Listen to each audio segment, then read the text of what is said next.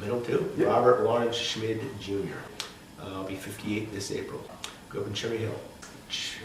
Kingston Estates Elementary School and Cherry Hill High School West High School. I did St. Joe's University. It was a college actually when I started, but when I left it was a university, and I majored in business administration. I worked at a couple hospitals, Kennedy and Cherry Hill, and Stratford, and then Cooper.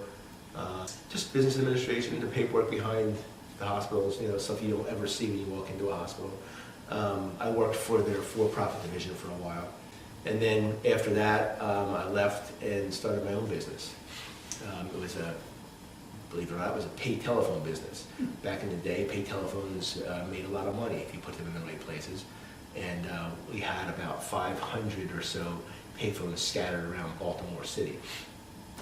And then from there was sort of one business after the next. Just I realized pretty quickly that sitting behind a desk and pushing papers around wasn't what I wanted to do. It actually came from where most kind of things like this come from. I mean, sitting around a campfire, drinking whiskey and smoking cigars with my stepson, Billy, and Bobby, and the rest of the family. And we just started kicking around the idea of making our own whiskey. And it really wasn't to be a commercial venture, just to make our own whiskey. And as many people know, that's not legal. So my wife pointed it out very quickly and said, you can't do that because that's illegal. If you're going to make us a whiskey, you've got to do it legally. But then we heard that Chris Christie was looking to pass a craft distillery license. And that happened about 5 months after we had tamped out the fire of ever opening up our own distillery because it was too expensive. So what you might think is that the difficulty in opening a distillery is at the state or the federal level, and it really isn't. The difficulty in opening a distillery or any business is always at the local level. What hurdles do you have to overcome here to become a distillery? And luckily, we're on a farm.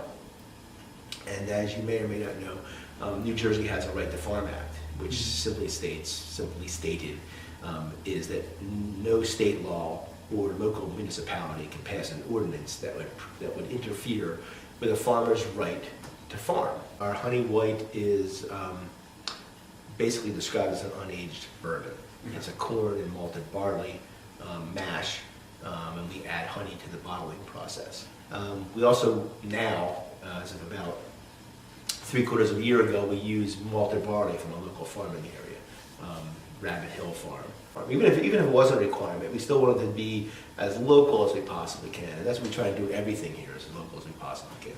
From the glassware to the grain to the honey that we use, everything as local as possible. It provides a conduit with which I can meet people in the area that I never would have met before.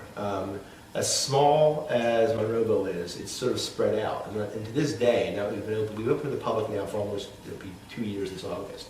And there are still people from a mile away that walk in here for the first time and say, wow, I never knew this was here. And so I never would have met any of these people, other than the people that my kids went to school with, their parents. But I still meet new and interesting people every week.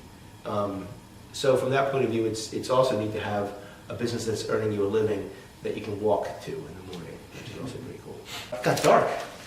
It did, yeah. I should turn the lights on.